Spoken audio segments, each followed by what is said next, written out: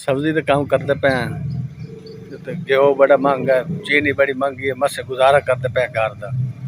ते पानी दी हालात कोई नहीं भी अगू बाहर ते गुजारा करते हैं तुहाडे सामने भी पानी अगू गवाड़ियां घर बाहर ते गुजारा करने।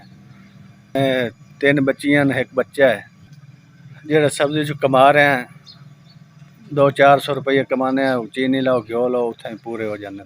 बगैर पानी तो बगैर ही कोई गुजारा नहीं, बड़ा तंग है पानी तो।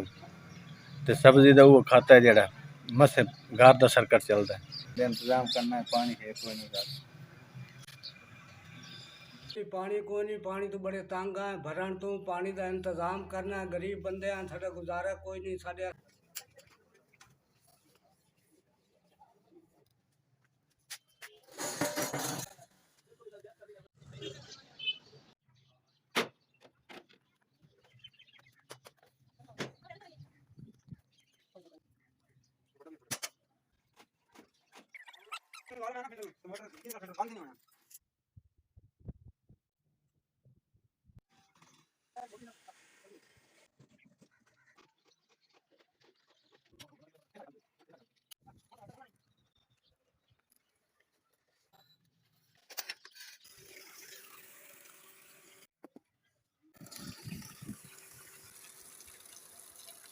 मैं मनशा बोल रहा इस वक्त तुहाडी मोटर मेरे को चल रही है, पानी निकल रहा है।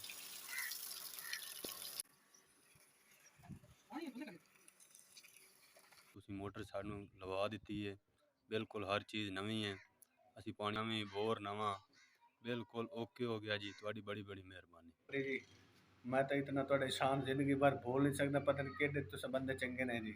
तुस मोटर पानी लवाई, अल्लाह ताला तुहाडा मकसद कामयाब करे, पूरा करे। असा बड़े मजबूर असे पानी तू, साडी मजबूरी तुसां टालिए। असां जेड़ा ना बड़े खुश हैं तुहाडे ते, तुहाडे अल्लाह ताला तुहाडे करम करे। तुहाडी तुसां सानू मोटर लवा दी है, असां सारे अज पानी भरना होंदा, पीवना होंदा। मैं तुहाडा बड़ा शुक्रगुजार हां।